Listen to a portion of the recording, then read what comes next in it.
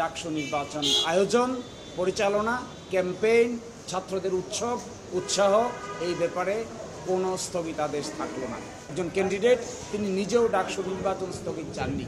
তিনি প্রশ্ন তুলেছিলেন একজন প্রার্থীর ব্যাপারে।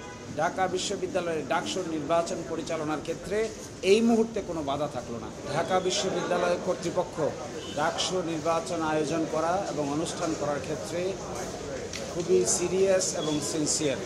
ঢাকা বিশ্ববিদ্যালয় কর্তৃপক্ষ মনে করে যে ঢাকা বিশ্ববিদ্যালয়ের ছাত্রদের বা ডাকসু নির্বাচনের মধ্য দিয়ে বাংলাদেশে নতুন ছাত্রদের মধ্যে নতুন সংস্কৃতি তৈরি হবে। এই জন্যই আমরা এটা আয়োজন করেছিলাম। এটির সকল আয়োজন সম্পন্ন হয়েছিল ২৬ তারিখ, যেখানে আমরা ক্যান্ডিডেটদেরকে চূড়ান্তভাবে মনোনীত করেছি। তারপরে আজকে ৫ দিন পরে একটা রিট পিটিশন করে একটা রুল নেওয়া হয়েছে এবং নির্বাচনটাকে স্থগিত করে দেওয়া হয়েছিল। এটি ইনস্ট্যান্টে আমরা মাননীয় চেম্বার জাজের আদালতে এই বিষয়টি যে গুরুত্ব এবং ইম্পর্টেন্স বলে আমরা চেম্বার জাজের আদালতে হাতে লিখিতভাবে আবেদন করেছি।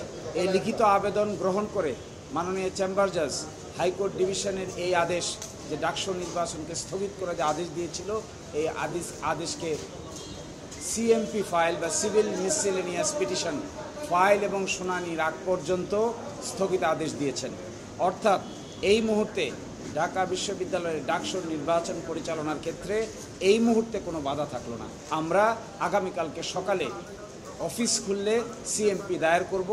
আশা করি আগামীকালকেই গুরুত্বের বিচারে বাকিটা আদালতে শুনানি হবে। কিন্তু in the meantime high court ডিভিশনের আদেশের কার্যকারিতা স্থগিত থাকবে। অর্থাৎ ডাকসু নির্বাচন আয়োজন, পরিচালনা, ক্যাম্পেইন, ছাত্রদের উৎসাহ এই ব্যাপারে কোনো স্থগিতাদেশ থাকলো না। একজন ক্যান্ডিডেট তিনি নিজেও ডাকসু নির্বাচন স্থগিত চাননি। তিনি প্রশ্ন তুলেছিলেন একজন প্রার্থীর ব্যাপারে। ফলে ডাকসু নির্বাচন স্থগিত থাকাটা কেউই ভালোভাবে নেবে বলে আমি মনে করি না।